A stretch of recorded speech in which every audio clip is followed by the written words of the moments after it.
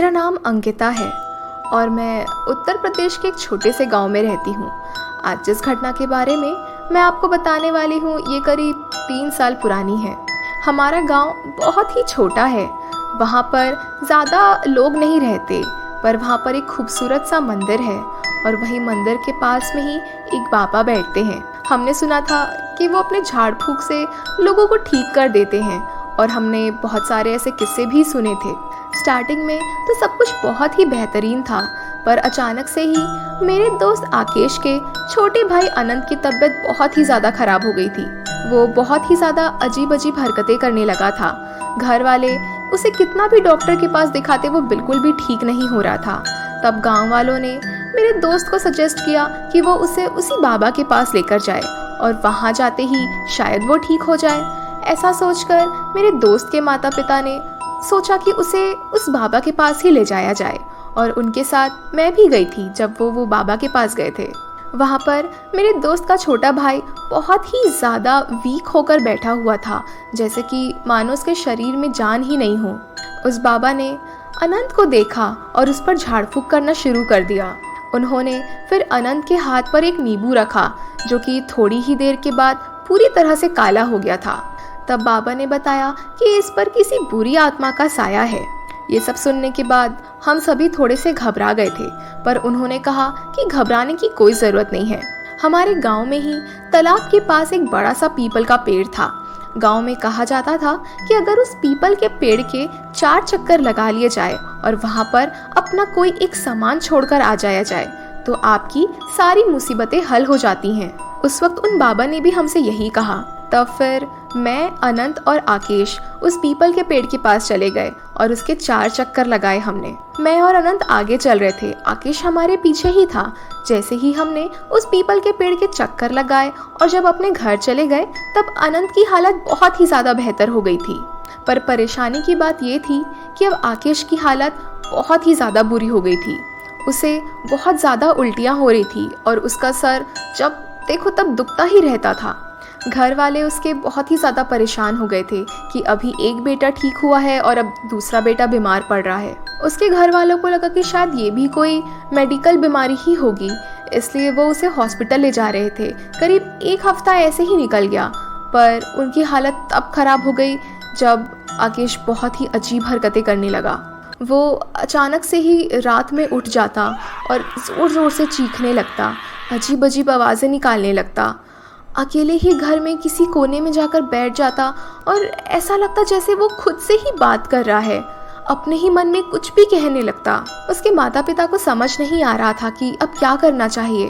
तब आकेश का ख्याल रखने के लिए एक रात मैंने उसके साथ गुजारी। मैंने सोचा कि एक रात मैं उसका ख्याल रख कर देखती हूँ, पर वो मेरी ज़िंदगी की सबसे बड़ी भूल थी। वो मेरी ज़िंदगी की सबसे डरावनी रात बन गई थी। मैं और आकेश जब एक ही रूम में सो रहे थे तब वो अचानक से ही रात में उठकर बहुत ज़ोर से चीखने लगा था।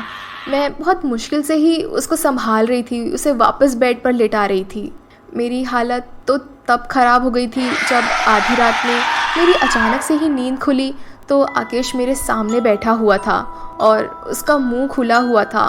उसकी आंखें पूरी तरह से ऊपर देख रही थी। उसकी आंखों में पुतलियाँ थी ही नहीं, वो पूरी तरह से सफ़ेद था। उसे इस तरह देखकर मेरी चीख निकल गई थी। मैंने उसे अपने ऊपर से धक्का दिया और भागते हुए उसकी मम्मी पापा के रूम में चली गई।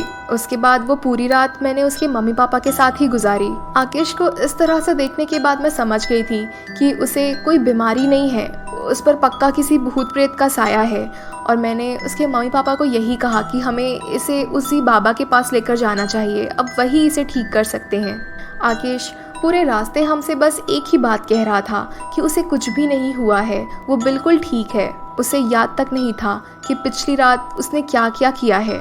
हम जब बाबा के पास पहुँचे तब भी वो बस यही बातें कह रहा था, पर मैंने उनसे कहा कि इसे ज़रूर कुछ हुआ है, आप प्लीज़ इसका इलाज कीजिए। इसके बाद बाबा आकेश पर भी झाड़ फूंक करने लगे। उन्होंने पिछली बार की ही तरह आकेश के हाथ में भी एक नींबू रख दिया जो कि थोड़ी ही देर के बाद काला हो गया था। जैसे ही वो नींबू काला हुआ आकेश की हालत बहुत ख़राब होने लगी थी, वो खड़े भी नहीं हो पा रहा था। ये सब देखकर उन बाबा ने कहा कि इस लड़के ने पक्का उस पीपल के पास से कोई चीज़ उठाई है, तभी उसकी हालत ऐसी हुई है। इस पर जिस आत्मा का साया है उससे मैं निपट चुका हूँ और ये साया उसी पीपल के पास ही दफनाया गया था। जब हमने आकेश से पूछा कि क्या उसने वहाँ से कुछ उठाया था, उसे कुछ भी याद नहीं था। तब बाबा ने आकेश के हाथों पर एक तावीज बांध दिया। इसके बाद आकेश पूरी तरह से ठीक हो गया और वो खुद ही बताने लगा कि जब हम उसके छोटे भाई अनंत को लेकर उस पेड़ के पास गए थे तब उसने वहाँ से एक अंगूठी उठा ली थी। उसे लगा था कि ये किसी के काम की नहीं है। बस तभी उन बाबा ने कहा कि हम वापस से उसी पेड़ के पास जाएं और वहाँ जाकर उसी पेड़ के वापस से 4 चक्कर लगाएं और उस अंगूठी को वहीं छोड़ कर आए। उसके साथ ही एक और चीज उसी जगह पर छोड़ कर आए। कुछ समय पहले एक लड़की की ही इसी तरह से हालत खराब हो गई थी। तब बाबा ने उसे उसी पीपल के पेड़ के चक्कर लगाने को कहा था। तब उसी लड़की ने वहाँ पर उस अंगूठी को छोड़ा था। आकेश ने उसी अंगूठी को उठा लिया और अब वो काला साया आकेश के पीछे पड़ गया है।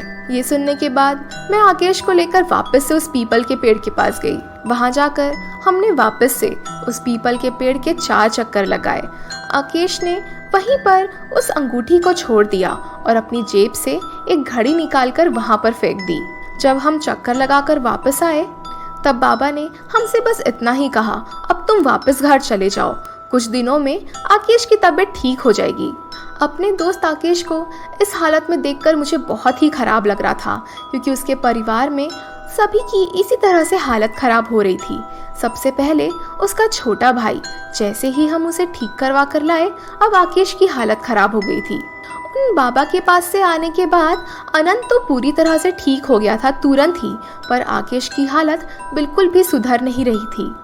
हमें उसे पूरे 1 दिन तक एक रूम में बंद कर ही रखना पड़ा था, क्योंकि जब से हमने उस पीपल के पेड़ के चक्कर लगाए थे उसकी हालत और भी ज़्यादा खराब हो गई थी। वो और भी ज़ोर ज़ोर से चीखने लगा था, दरवाजे को बड़ी ही ज़ोर से ठोकने लगा था।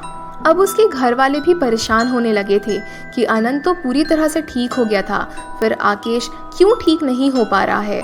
पर फाइनली पूरे 1 दिन परेशान करने के बाद आकेश तुरंत ही अब ठीक होने लगा था। वो नॉर्मल होने लगा था, उसे चीज़ें याद रहने लगी थी।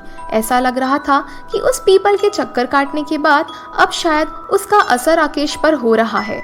उन बाबा ने भी हमें बताया कि कभी कभी लोग तुरंत ही ठीक हो जाते हैं, पर अक्सर ऐसा होता है कि कभी कभी जो बुरी आत्माएं तुम पर हावी हुई हैं वो बहुत ज़िद्दी होती हैं और तुरंत तुम्हारे शरीर को छोड़ना नहीं चाहती, इसलिए ठीक होने में वक्त लग जाता है। पहले तो मैं ये सब बातों पर यकीन नहीं करती थी, पर अपने दोस्त को ही इन सारी चीज़ों से गुजरते हुए देखने के बाद मैं अब इन चीज़ों पर यकीन करने लगी हूँ और इन सब चीज़ों से दूर ही रहना चाहती हूँ।